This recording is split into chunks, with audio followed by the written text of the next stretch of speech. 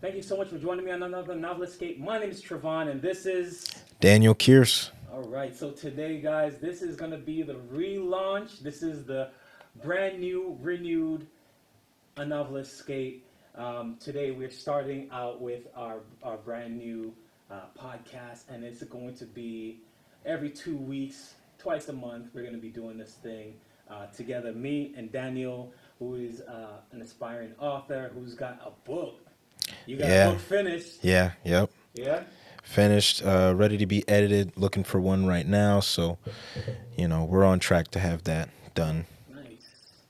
Yeah, and so if you are into like sci-fi, fantasy novels, I think you're all right. Oh, I forgot to silence my phone. um, so yeah, if you're into sci-fi novels or fantasy, or just probably anything with a good story. Pretty Hmm. much, it could be television shows, it could be video games. Oh Like yeah. now we're into the whole like these video games these days, man. Especially and I think one of the video games of note is Last of Us. Oh yeah. Has been just like I've heard. I haven't even played. Has Oh, been you dope gotta with the play story. Yeah, it. yeah. What are your thoughts on that? The Last of Us. So my first time actually playing The Last of Us, getting into it, was I was in Kuwait on deployment, and I bought a PlayStation, and I got that because it was available in the store.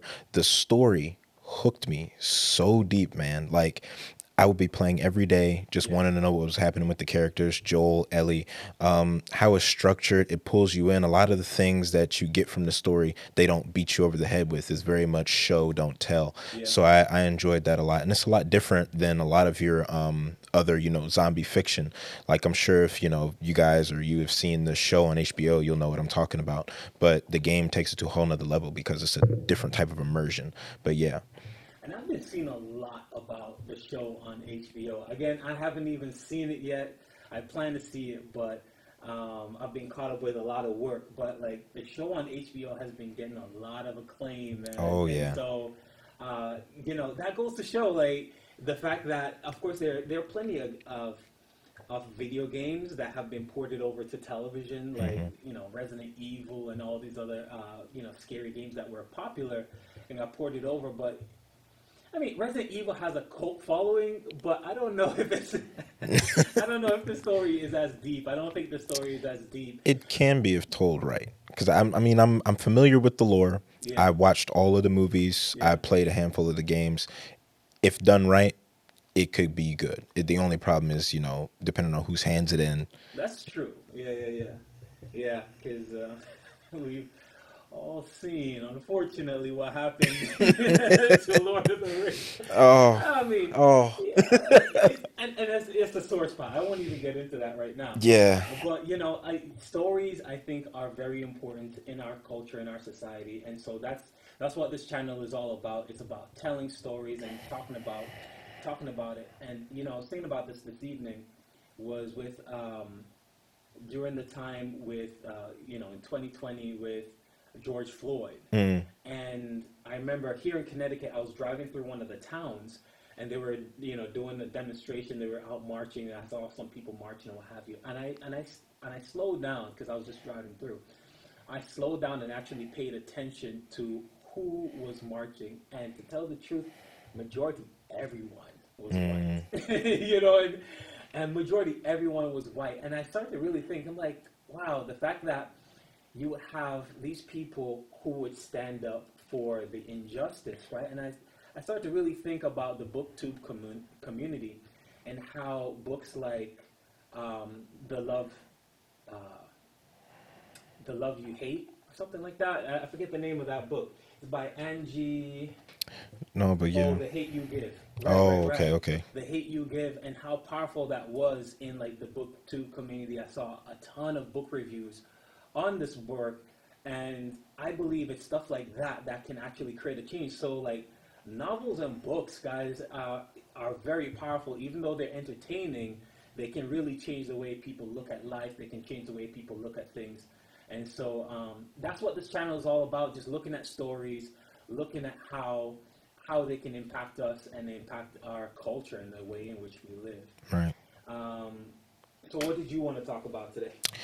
Me personally, I mean, I wanted to touch on tension, written tension, how you go about doing that, examples of good tension and what builds a good scene for tension. Mm, Just because I think that's important. It's one of those things that checks the mark for immersion for me. I mm, love when a book has a good scene of tension, a good chapter just full of tension, and then how that builds up and gets you locked in. right. The book I'm reading right now, The Watcher by Dean Koontz, there is a section in the first chapter where we're introduced to our character Nora, and we've for the past few pages been in her life, seeing where she lives down to the last detail, like a dreary house, old fashioned, a lot of narrow walkways, that kind of thing. So you have a layout of the home, Mm, and now you have the antagonist, which is a TV repairman, who comes in and is very sexually overt, and he gives off this air of like anything could happen at the turn of a dime. So knowing her environment, knowing who she is as a person, her mannerisms, very timid, very quiet, and then faced with this very boisterous, loud, not very respectful man, and she's alone by herself, wow. just how it's written and taking you through all of the sections of the house you've read before, but now it has this air and this weightness of like just impending doom. Right. And I loved how it was structured, and I just wanted to talk about how like maybe you've seen that in other places, or what contributes. Yeah, and I think tension, especially, I think there has to be this aspect of danger, right? Like Mm, something that is, you see two people on a path, maybe someone of innocence and then another thing of danger, and you see them slowly coming together, and you don't know what's gonna happen, right. but they're on this collision course, eventually, and you know that eventually something is going to happen. There's going to be this sense of uh, someone is going to get hurt. You know what I'm Right. saying? Somebody's going to get hurt. Something is going to happen. Somebody's life is going to change because Yeah, and these it two things are on a collision it course. doesn't necessarily have to be physical either, like you just Yeah, alluded to, like emotional, like tying into that irony where you, the reader, know something that the character doesn't, and then just like, oh my god, this is it. yeah, yeah, and I think that's important too. Like when you know something that the character doesn't, Hmm. and not see, but there's a bit of a as an author, you got to be sort of careful in a way because, Mm, like, you don't want to give away the end of a story, but you want to give away enough information that says, "Wow, there's something hiding behind that door," and they have no idea that there's something hiding, right. And so, um, and that's kind of the difference between a movie and a book, right? Mm, Like, a book you have to, and I think Dean Koontz is a master of this, right? He'll set you up with the kind of person that is on the collision course. The fact that this person has dangerous intent, you hmm. know what I'm saying? And that other person over there is the perfect victim. You see Right. what I'm saying? And so Dean Koontz will set you up, man. And so I love that. And he has, if you've ever followed Dean Koontz, he has a history of like, his own dad being mentally ill, Mm, and so like he has like some direct family ideas of some of the things that he talks right. about, which is really cool and it's really interesting. And you can feel that in his writing, because I have read a few of his other books Mm, just in the past, and I'm getting more back into reading as heavy as I did right. a few years ago. And having read a lot of his work prior, like it's really nice to come back and see that he hasn't really changed much. Oh yeah. So that's good. And just the formula is still there, and the quality, having it grab me like that, it's Yeah. awesome. Yeah. And his books are very consistent. Mm. That's the cool thing. His books are so consistent. I think Oh, Stephen King. Stephen King. Oh, Stephen King. Stephen King's books are actually really. He's also very, very good. Stephen King writes mostly, of course, scary. hmm. If anything, he doesn't write anything other, but like horror, and that's kind of where he stays. Right. And there is just a ton of tension that he takes, and he takes his sweet little time and do it too. Like he'll build it up for for just chapters and chapters on end. I remember before watching it, I watched the Oh, movie It, and saying, what, I want to actually read the books, because I know they're based on the books, and I was like, I want to read the books before I jump into it, and it's the same thing. He takes it like it's a slow burn, but I think one of the things he'll do, because he knows, and I think this is just really good storytelling, because he knows that he's going to take a while to build up the tension. He'll first introduce it in the prologue, and the prologues are like definitely a great way or a great place to do that. He'll introduce you to what is going to happen later on in the story. So he'll introduce you to this horrible evil. I think it was Timmy that like got his plane, and then, it was the boat, yeah, going down the drain, yeah. Sorry, not the plane. He got a boat and he went outside and he tried to run. Try to. That would have been funny though. That's crazy. Playing in the tree. and he's yeah, right. And he's playing, and then it goes down into the sewer. And you know what? It's actually such a simple concept. It's not a very complex story, but like the lore isn't like super deep. It's not like It doesn't have too much to it, but it's the feeling and the emotion that you get. Right. It's like there's something bad. The eeriness, yeah. There's something bad, and it has to do with the sewers, because this kid gets lost down the sewer, and then throughout the rest of the book, all these bad things start happening around sewers, and then from then on else, and you as the viewer, you know that there's something down in the sewer, and they don't know. You know what I'm saying? And so it's like, dude, you don't even want to take a shower, and it's because like there's an issue down the sewer. It's like the people who go to the movies and they're watching a scary movie and they're like, "Don't go in there! Don't go in there!" Like screaming at the book. Like that's when you know, man, you've done a good job in like building the tension around right. something so. Actually, that's it. Like something so mundane and normal as like the sewers but because there's a dark unknown. Right. You know what I'm saying? Because there's a dark unknown. You don't go down in the sewers every single day. Right. You know what I'm saying? And so now he builds up this entire story around this thing down there that is like he does something similar, and this was a couple months ago when I read this book, The Outsider. If you've heard about that, he takes that same concept, so a mundane thing. Being people people you should know, and turning that on its head. Like you can't trust anybody anymore because now the antagonist, sorry, spoilers, now the antagonist of this book could be anyone. Yeah. And we go down this rabbit hole of trying to find out, was this person framed? Were they the real person who committed the crime, doing these horrible things to children? I don't want to go too deep into the story because I want, if you guys want to read it, it is a very good book. And it's another book or form of entertainment that got turned into a show. There was a show on HBO as well for The Outsider. I hope they renew it. Well, no, actually, they finished it. They finished the book in the show, so that's good. But it's the same thing where taking something as mundane as, a kid's sports team or somebody driving down the road or anybody that you would know from your day-to-day, not being able to trust them. And then playing on people's mind. It's like, okay, do I really believe that there's like some shape-shifting monster running around? Or am I, a crazy person? I loved it. I loved how it was set up.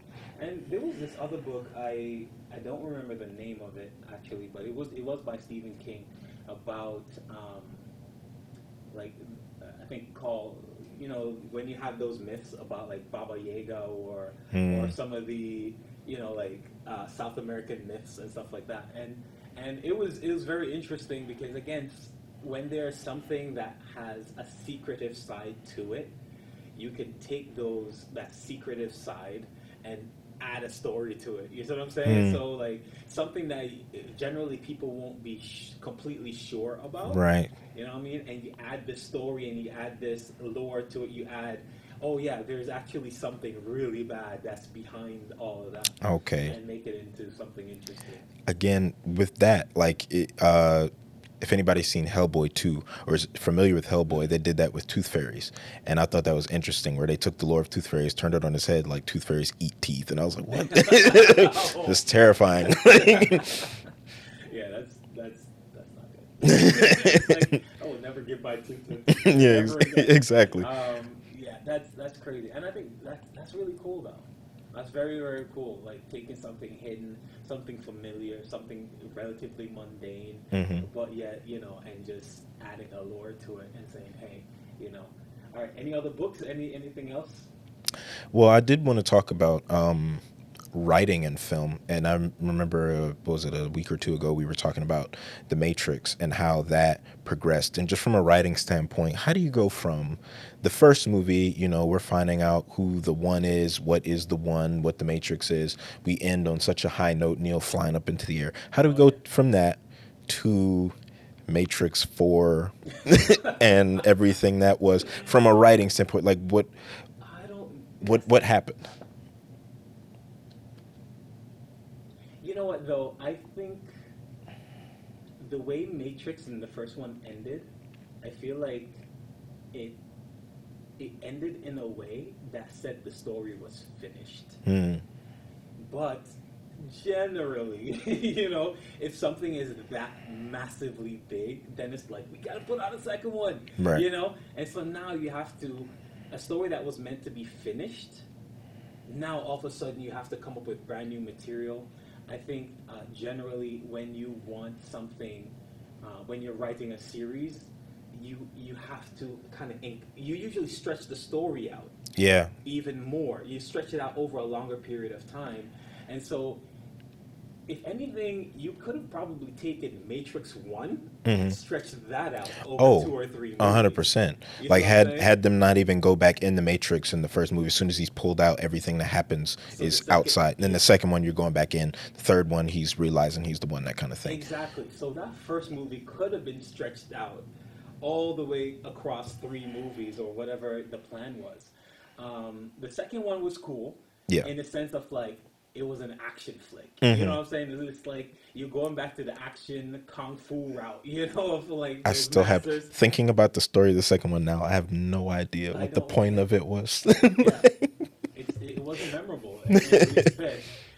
But I guess going deeper, discovering who you are as the one, Right. and I guess that's what they were trying to play off of. Hmm. Is discovering who you are as the one, and learning to bend spoons and the origin of who you are, and that kind Right. of thing, and going deeper into that. Um, was it successful? Uh, yes. I like the second one. The second one was good. It was good as an action flick.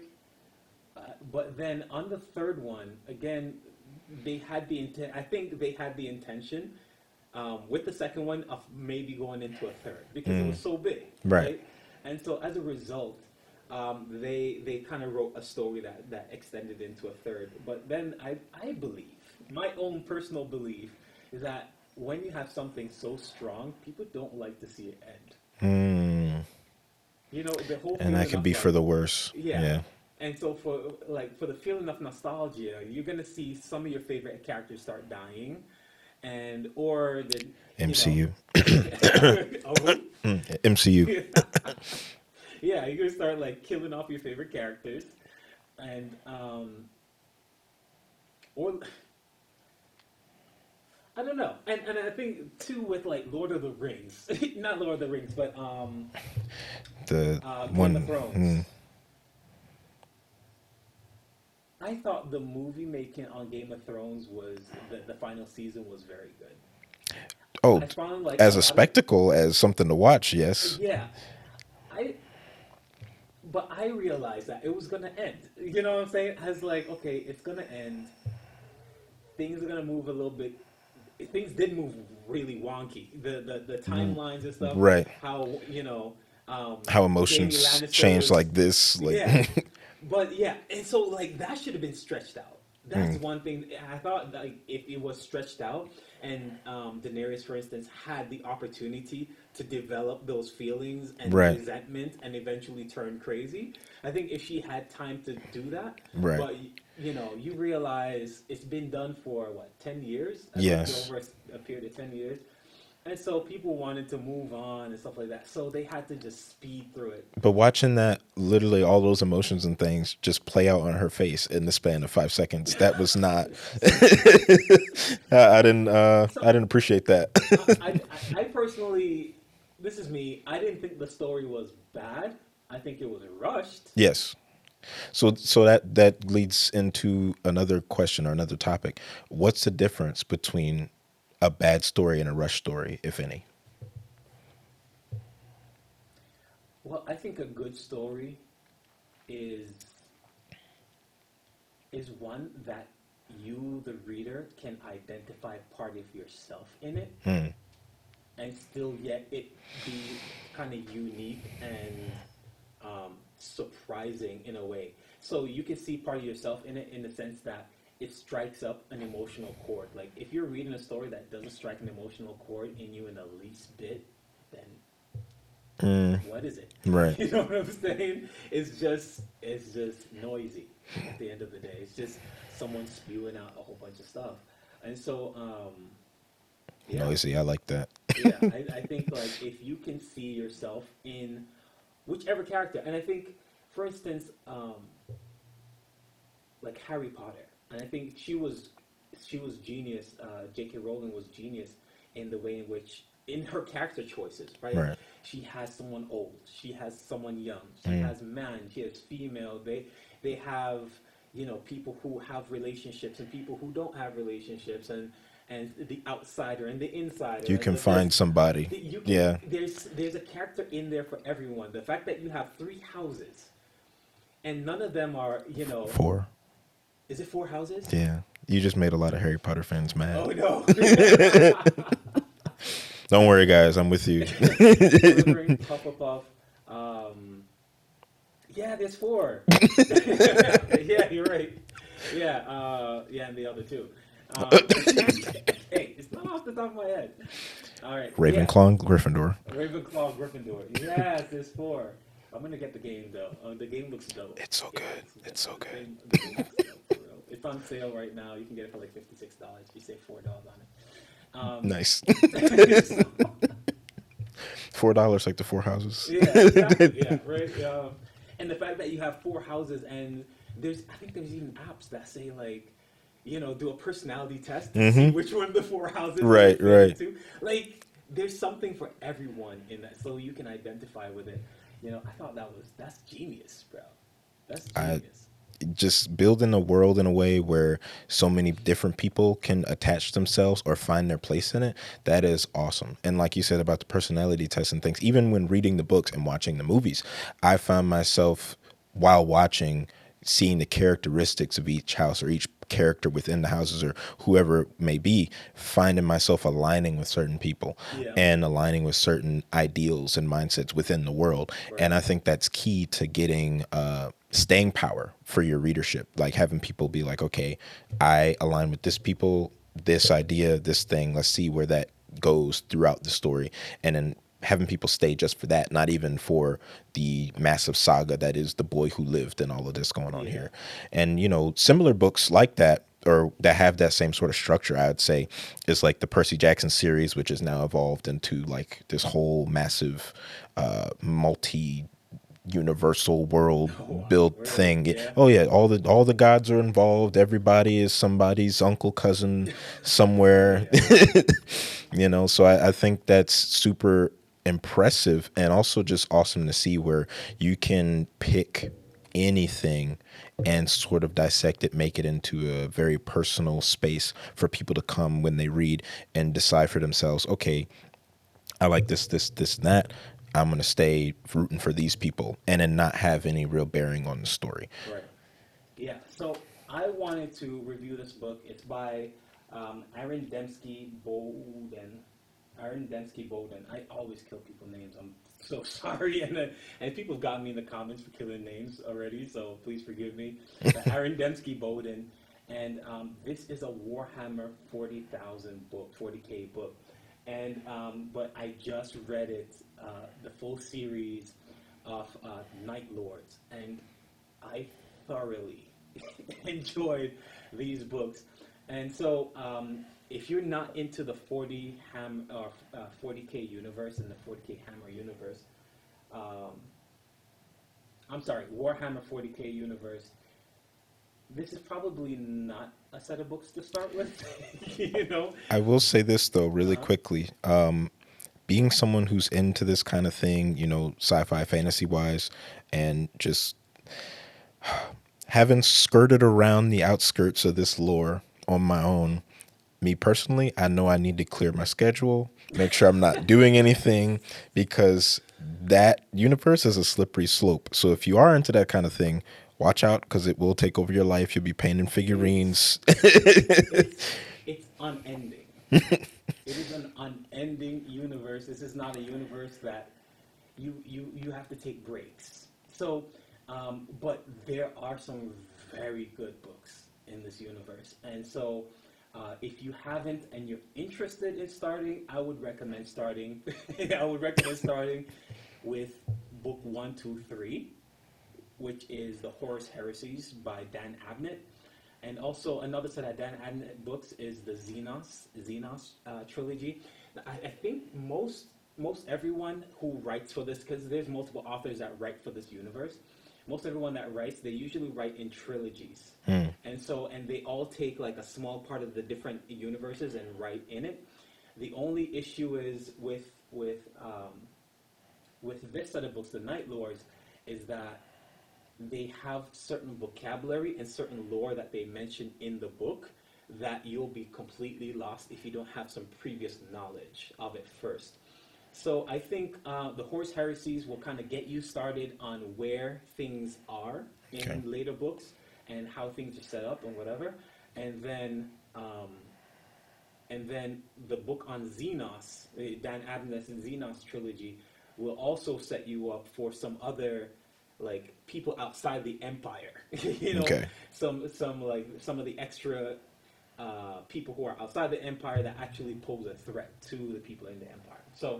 Um, so yeah, this book, Night Lords, is actually from the bad guy standpoint. Well, and it's hard to say bad guys because in Warhammer 40K, you have what you might call the good guys doing bad things and horrible Oh, things, okay. Yeah. and then you'll have the bad guys actually doing some positive things, some good things. But for the sake of like differentiating and having black and white, this is from the bad guy's standpoint, and even the main character, his name is Talos. Now, Talos, he has these prophetic dreams, and his night lords are, they're from a specific. They're so the story starts out with Talos, who has like these prophetic dreams, and so his group of guys that follow him, he's not even really the leader, but because they know his dreams have been very accurate, they've been following his dreams, Okay. and so they found some of the things Like on the. Space Joseph. What's that? Like Space Joseph I don't think I've ever read. No, I don't know Space Joseph. from the Bible. Space Joseph? Joseph Oh, from Joseph with the dreams. the. Okay, yeah. Yeah, but Joseph was a decidedly good guy. And Talos has zero regard for human life. And the stories revolve around him. So there's he's likable in the sense, and I believe this is very important for like the main character to be likable. Hmm. He's likable in the sense that he's very loyal to his men. He's super loyal to his men. He will put his own life on the line for his men. But when it comes to human life, he even allowed his own mother to be killed. Oh wow. Okay. So the story definitely doesn't shade you from the fact that this is a horrible person. This Right. is a horrible, and he's not considered a human being anymore because he has the gene seed of the God Emperor within him. You know what I'm saying? Hmm. And the gene seed is what kind of separates the Astartes from like normal human beings. And so he has the gene seed of the Emperor within him. It was implanted when he was a child, and so on. But again, that stuff, the lore of that again comes from book 1, 2, 3. I'm not going to get into that. But and the fact that he's loyal to his men, and his loyalty to his men and the people, and even to his slaves, right? He's loyal to his slaves to a certain point. This man I has remember in this, slaves killing his mother. yeah. So then he has slaves. He has this one slave and slave servant, right? That and he goes and just takes slaves from where, but he takes them according to his dreams. He's like, okay, I need to show up here. I need to kill all these people and take this one person as a slave because they're going to be instrumental. They're going to be necessary for the campaign and the things that we're doing. And so, but he's very loyal in that regard, and as a result, they're able to accomplish some good, a lot of bad, you know. But I think that's what kind of brings you and makes you like him. But yet, it always goes back to the point where the very basic foundation and beliefs of this character is bad. Right. You see what I'm saying? So even though he's a horrible person, as a horrible thing, it makes you stay with the story because of his loyalty. You want to understand that where that comes from, and I Exactly. think that's a trend actually nowadays, is the anti-hero and the hyper violence. Just like, okay, where is this coming from? Why is it happening? What made you type of thing. Something that are were you done explaining the Yeah, series, go or ahead, go ahead. so something that very similar in the trilogy, and that's why I wanted to ask, because I was about to get into a Star Wars trilogy. So if you're not done. Well, so he has these prophetic dreams. He goes through and he again collects these slaves and so on, and he's not even quite sure where the dreams are coming from, why he's getting, like, he sees it almost as a curse to have these dreams because they incapacitate him for a long time and so on. So it finally plays out like why he's having these dreams, and I think is really cool. You know, you see the progression of him, and in a way, he's sort of a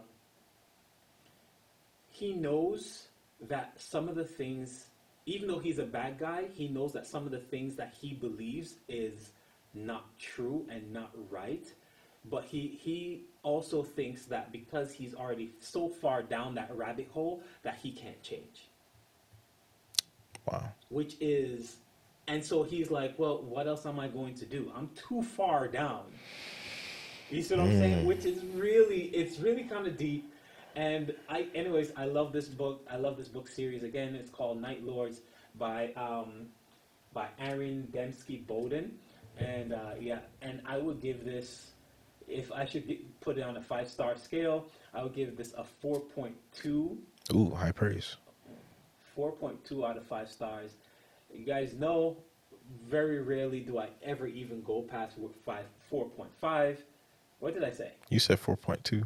I said 4.2. I very rarely go past 4.5 into even 5. So 4.2 is very high, Yeah. you know, and it's definitely worth a read. It's definitely worth a read, even if, and of course, like, again, It's next on my list. the first few books of Horus Heresy, the Horus Heresy, which is book 1, 2, and 3 from Dan Abnett, and also Xenos, the Xenos trilogy. Those are also very high, very good books.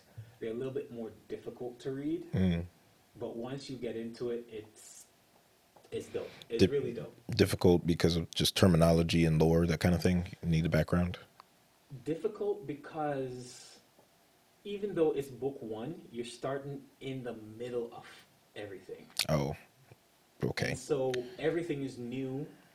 There's no background information that you can possibly get. Probably starting from Xenos is actually better. Okay. Starting from Xenos with Dan Abnett is better, and then going back to book 1, so at least you'll have an idea of the lore and stuff like that before you start. Because again, book 1 starts you in the middle, and then slowly builds you up, and you kind of discover what happens later. And there's ways that they do it, like they have interviews with some of the characters because some people write books, whatever. Anyways, so yeah, either one of those will be good if you're starting the 40K Warhammer 40K. All right.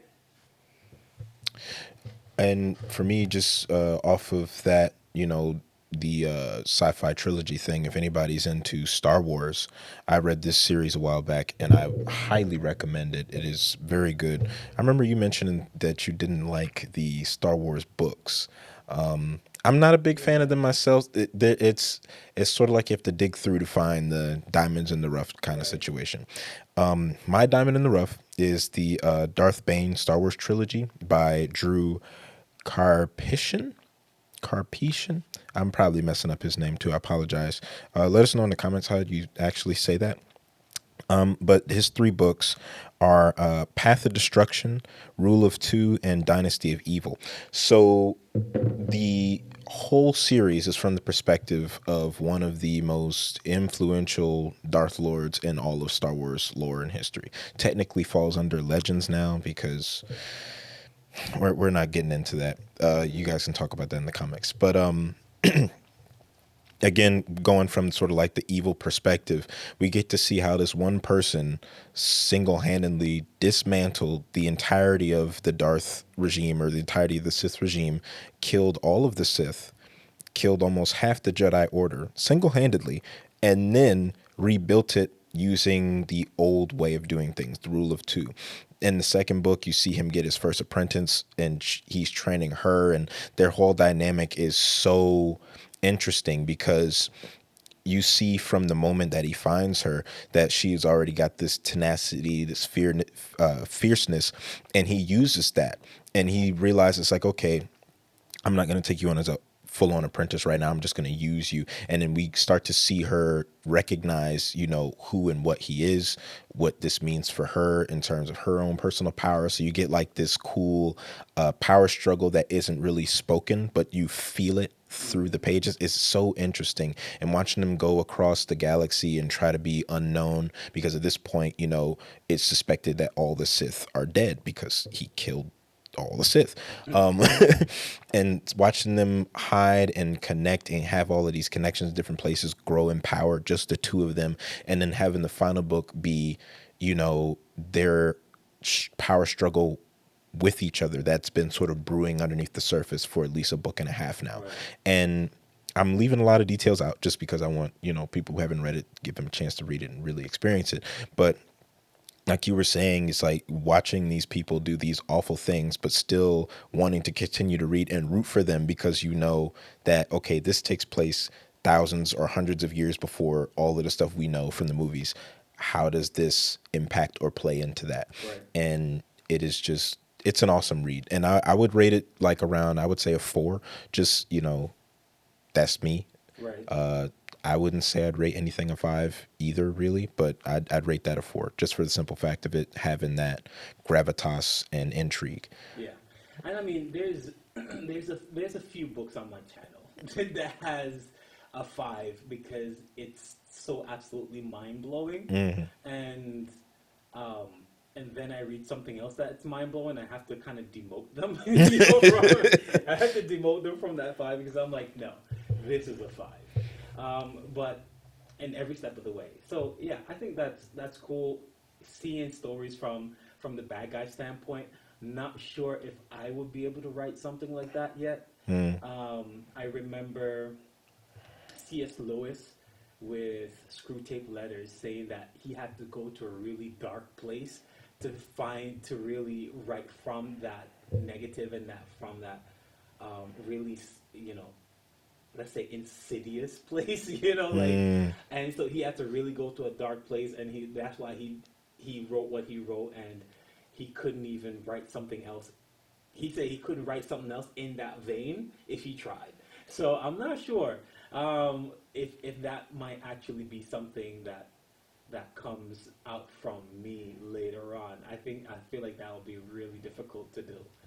I think what might make it easier, and it's just for me, I did attempt to do something like that. I didn't pursue it further, but just in my little attempt of trying to do it, it was a short story I was writing about a killer on the run. And I had to think to myself, okay, if I saw this on the news or heard this story in a documentary or, you know, they made a show about it, what would make me hate this person? And I took all the things that would make me hate this person or not really like this person a lot, because hate's a strong word. And I said, okay, let's make that their personality. And trying to do that even was very difficult because you're like, okay, am I doing too much? Is this like corny, cheesy, or is this a believable person, or is this a demon? You know, like, so I totally get what you're saying. It is very interesting and cool to see authors do it though, Yeah. and do it well, because then it's Yeah. like, okay, It's difficult. yeah, It's definitely difficult.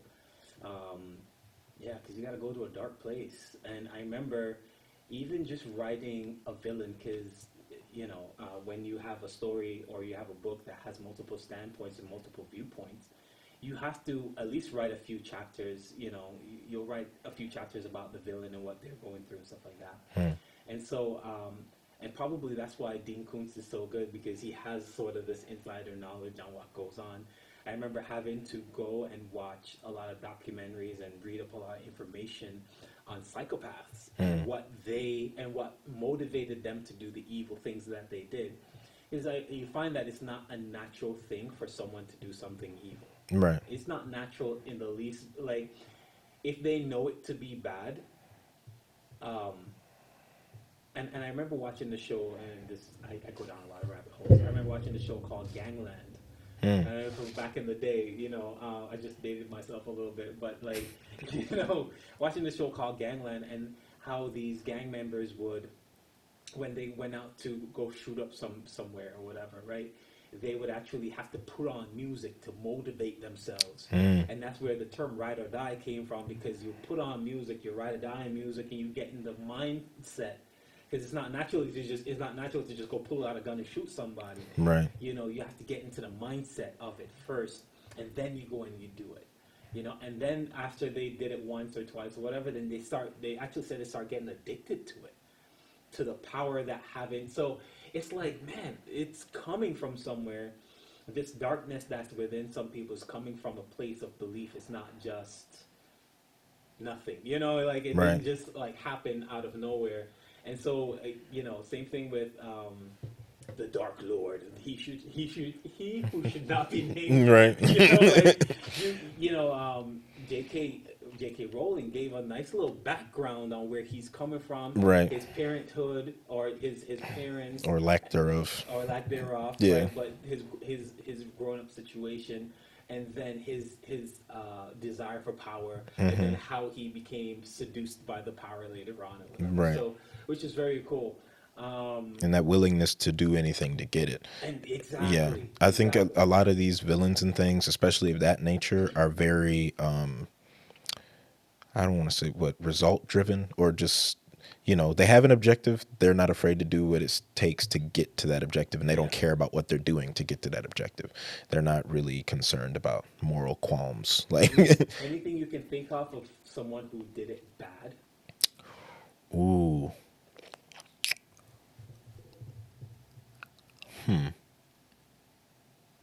Or just like a horrible villain, just a horribly written villain. There's plenty of movies out there, I feel like, that has horribly, yeah, just like really badly written villains, because they just have no depth to them. So first thing that came to mind, and this might make people angry, but I don't know why this came to mind, but it makes sense the more I think about it. Captain Hook is a horribly written villain. Yeah, he has no like background, right? No And background, no real motivation either. Yeah. Because, all right, you are a grown man, you're a pirate who actively seeks out to hurt a boy who can fly.